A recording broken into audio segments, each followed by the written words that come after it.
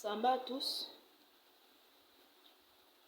J'aimerais aborder en ce jour le commandement qui vient en 8e position. Parce que sur les autres vidéos, je crois par la grâce du Seigneur, si je me rappelle très bien, nous avions déjà abordé le sujet du 1er, 2e, 3e, 4e commandement jusqu'au 7e commandement. Mais j'aimerais parler du 8e commandement aujourd'hui. Bien, je vais toujours prendre la Bible, comme c'est la Bible qui est la parole du Seigneur qui est notre appui. Je vais toujours lire ce qui est écrit parce qu'il ne faut rien inventer lorsque nous sommes des serviteurs ou servantes du Seigneur, de Tata Nzambe.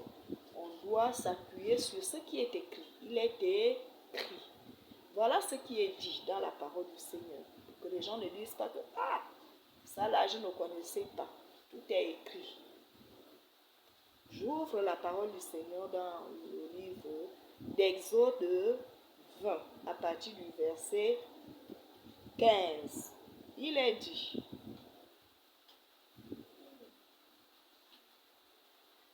tu ne commettras pas de vol. Beaucoup vont me dire qu'ils ne volent pas. On peut prendre par exemple 15 personnes là, on les place devant nous. Parmi les 15 personnes, ceux qui seront honnêtes seront très peu. Ils vont reconnaître qu'ils volent quelque part. On pourra dire, il y aura peut-être 5 personnes qui vont lever les mains pour reconnaître qu'ils volent. Mais il y en a d'autres qui vont dire qu'ils n'ont jamais volé ou bien qu'ils ne volent pas. C'est quoi voler? Voler, ce n'est pas seulement aller casser la maison d'autrui pour prendre ses biens. Voler, ce n'est pas seulement aller braquer quelqu'un en route ou à l'intérieur de sa maison ou de sa concession. Ce n'est pas seulement ça, voler. Il existe plusieurs manières de voler. Il existe plusieurs manières.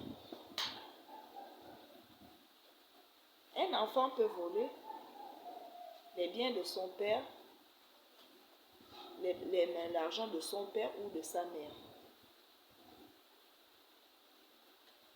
Lorsque nous sommes, par exemple, dans une entreprise, un employé peut voler une certaine somme à son employeur.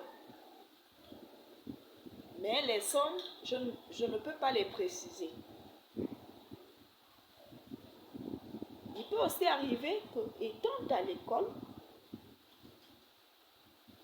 on peut voler étant dans une classe, un enfant peut voler à son camarade. Mais maintenant, je vais essayer de détailler un peu.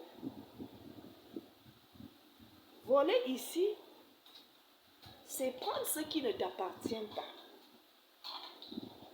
Prendre à autrui ce qui n'est pas pour toi. Même si nous sommes en famille, tu ne peux pas prendre la chose de ta soeur ou de ton frère et faire de ça ta chose sans son autorisation. C'est voler. Tu ne peux pas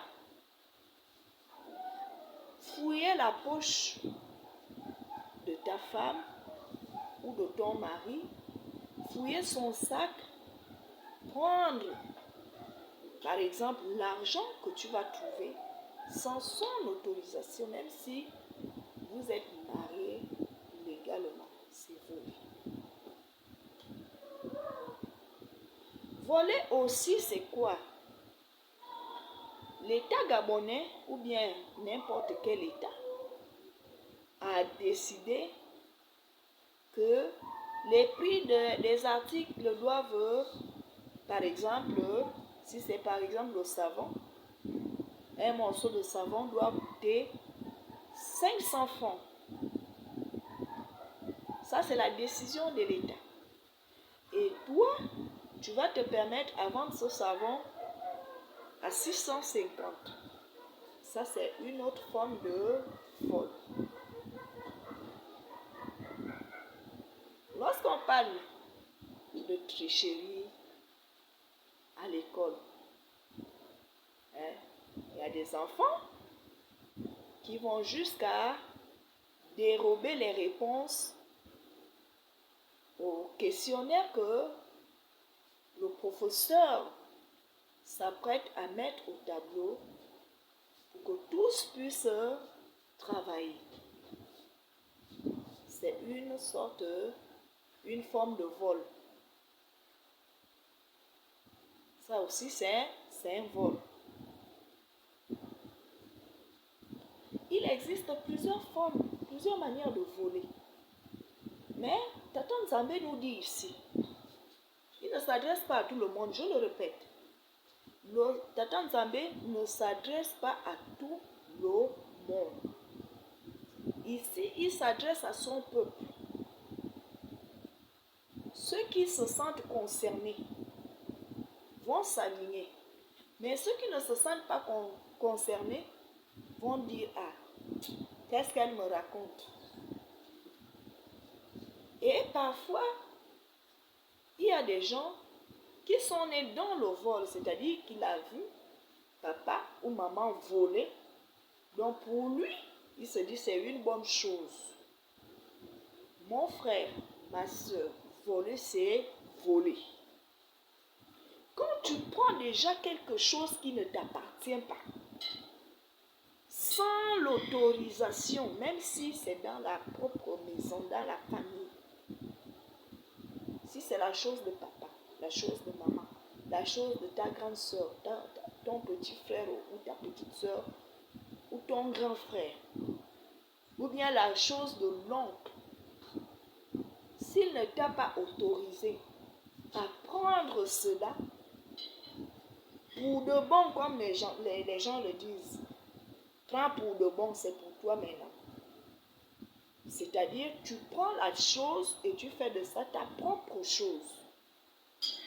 Si ton parent, ton frère, ton ami ne t'a pas autorisé à prendre sa chose, tu as volé. C'est du vol. Vous allez m'excuser. C'est du vol. Que ce soit l'aiguille, que ce soit le bonbon, le vol, c'est le vol.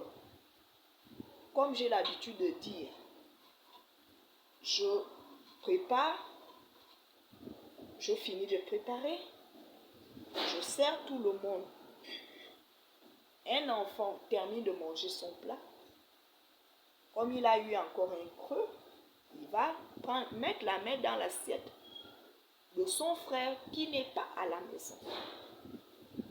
Genre pour se justifier qu'il avait encore un petit creux. Il a volé.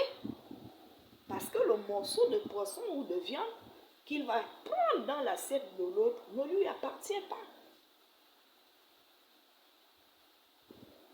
Donc nous volons de plusieurs manières. Or, la Bible dit, tu ne voleras point. Tu ne voleras point ou tu ne commettras pas de vol. Il ne s'agit pas seulement d'aller braquer, d'aller casser une banque ou d'entrer dans une maison, casser une maison pour aller prendre les biens d'autrui. Non. Même dans ta propre maison, quand tu fouilles la poche de ton mari ou de ta femme, sans son autorisation, tu prends ce qui est à l'intérieur, soi-disant que on est marié, donc ce qui m'appartient, tu voles.